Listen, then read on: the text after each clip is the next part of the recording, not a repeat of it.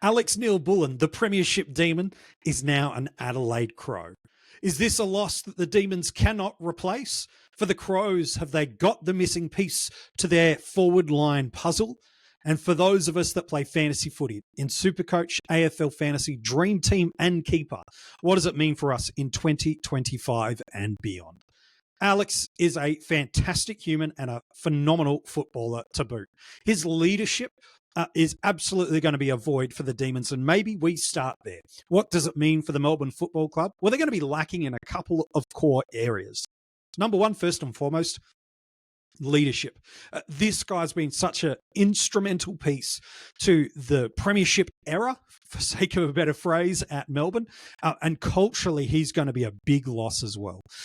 His presence, his wisdom, his ability to get this group heading in the right direction is absolutely going to be a void that really can't be filled, regardless of what Melbourne do, either with the draft pick that they've received from the Crows or some other movements of what they bring. Players of this leadership and character and cultural build are really, really hard to replace. And so before you even think about what this means for the Demons on-field performance, off-field, this is definitely going to be a void that they're going to have to find another way to replace, because whoever they bring in through the draft with this selection, 99% can put pretty much a high guarantee that they're not going to be able to be a replication of what Alex has been for the club. Just absolutely phenomenal. And you see that with where he's polled in the club best and fairest, not just this year, but over the past handful of years. Multiple top finishes, just so highly regarded internally. To go with his leadership, it's probably the two other things that he offers really, really well. And then there's a third that's probably not really spoken about.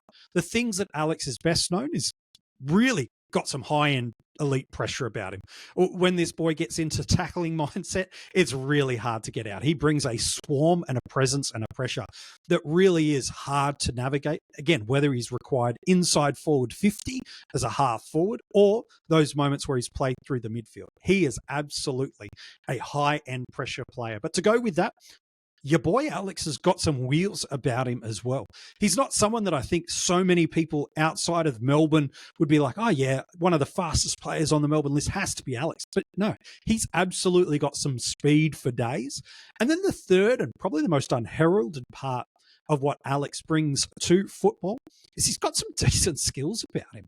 Left and right side of the body, by hand and by foot, whether it's needed to win a clearance, whether it's to bring the ball inside forward 50 or finishing the work of his teammates in front of goals inside forward 50. Alex is a really handy player. I don't think the Crows ever thought he would be available to him had he not made the personal decision to want to get back to South Australia. And so for Melbourne, this is going to be a really hard player to replace, not just from a leadership and a cultural perspective, but as I look over their list right now, there's nobody I see that has that combination of both elite pressure, high-end speed, and good skills that can play both through the forward line and midfield.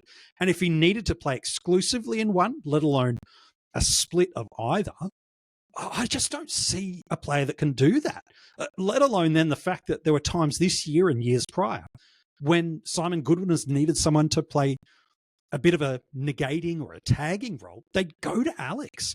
And so finding a player that is equally adept as a negating midfielder, a ball-winning midfielder, a pressure forward and a goal-kicking forward, geez, that's a hard combination on field to be able to cover, let alone the off-field, the leadership and the culture that I alluded to. So I look through this Melbourne list and I don't see a like-for-like replacement.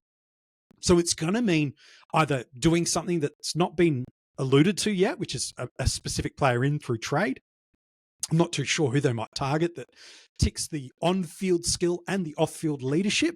It might be a combination. The draft, they might be able to replace some of the skill, but definitely not the leadership side of things as well. So this is going to be an interesting one. I feel like Melbourne are having to change up that forward mix anyway. Yeah, I'm not too sure how Melbourne go about replacing this. I think it's now a little bit of a structural change for this forward line.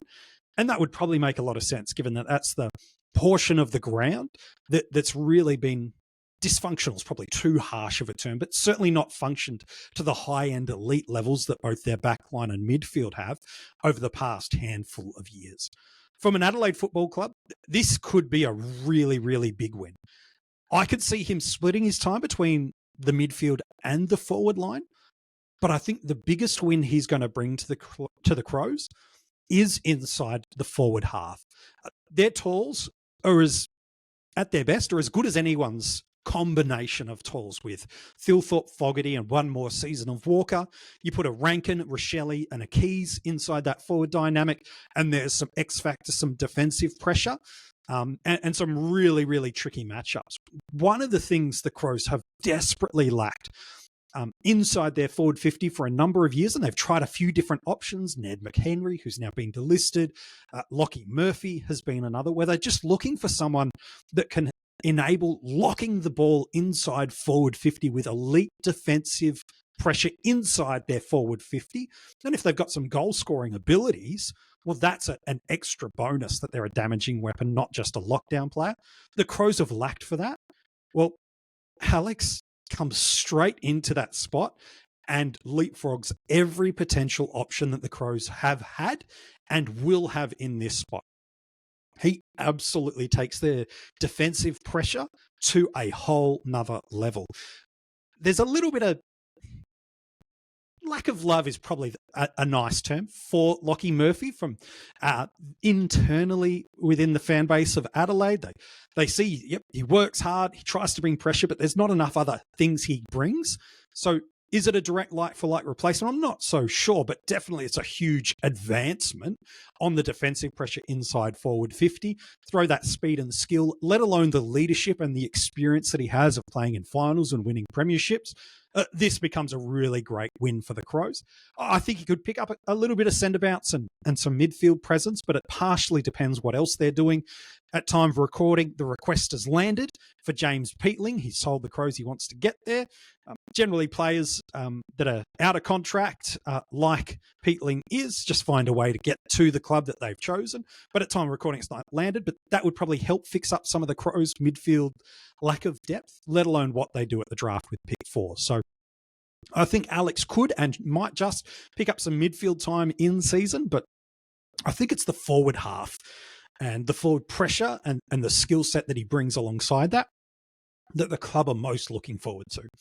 What does this mean for us from a fantasy footy perspective? Well, it brings a great deal of things. He's got some ceiling about him. He's got a 130-plus score last year in SuperCoach with 4 tons, a 113, I think was his top AFL fantasy score with, again, 4 tons and sort of a high 70s, let's call it a 80 average, if we're really honest. It's a 79 in AFL fantasy this year and an 85 in SuperCoach this year. You look at those averages, yeah, well, that's nothing great.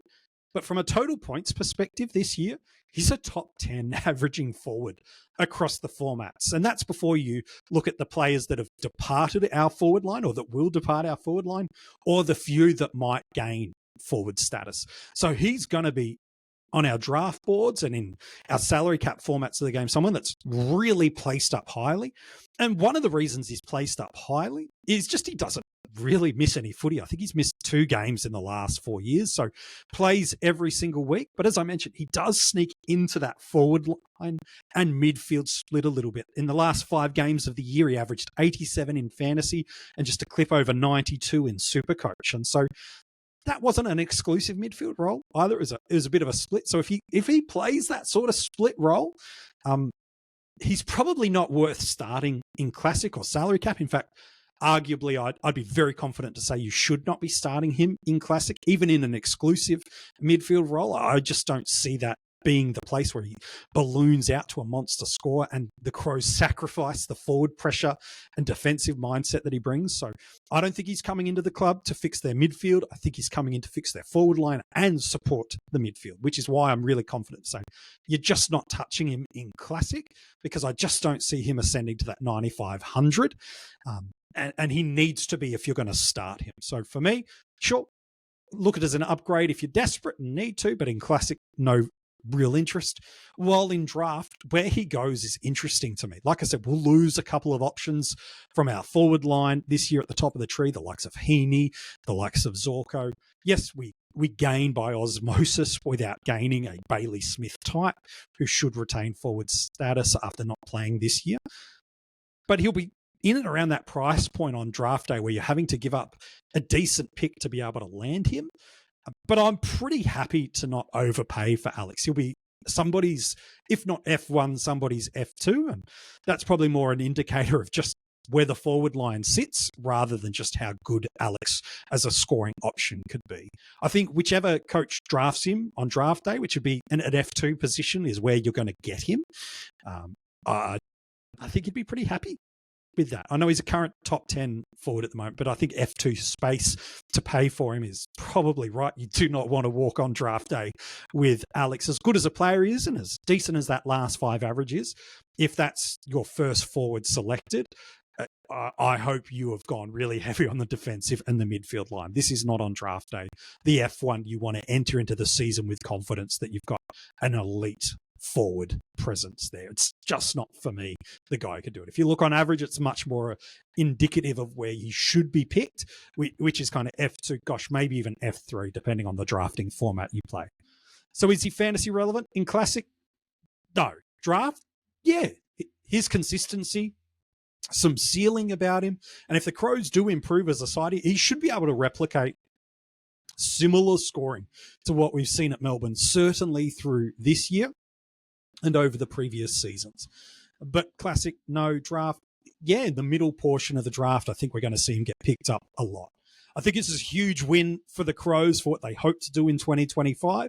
And for Melbourne, it's going to be a tough replication of him as a player. I think they can do it, but it's going to be hard to replace. But do you agree or disagree on my take about Alex Neal-Bullen and what it means, not just for the Crows and for the Demons, but for those of us that play fantasy footy? If you're watching this on YouTube, comment below and let me know what you think Alex Neal-Bullen is going to average in 2025. If you're listening to the audio podcast, thanks so much for tuning in. If you haven't given a 5-star rating just yet on this podcast, make sure you do that. If you want to keep in touch with us across social media, all the details are in the description of this episode. And while you're there, you can also join our Patreon, get access to our top 50 keeper ranks that are exclusive for Patreons and Spotify subscribers, and all the details where you can get your hands and be the first people to own and look good in some Coaches Panel merch. All the details for that are also in the description of this episode. Thanks so much for tuning in. For every player that moves clubs this trade and free agency period, we got you covered with our review of that player. We can't wait to be back with you talking real soon about another player that's moved clubs.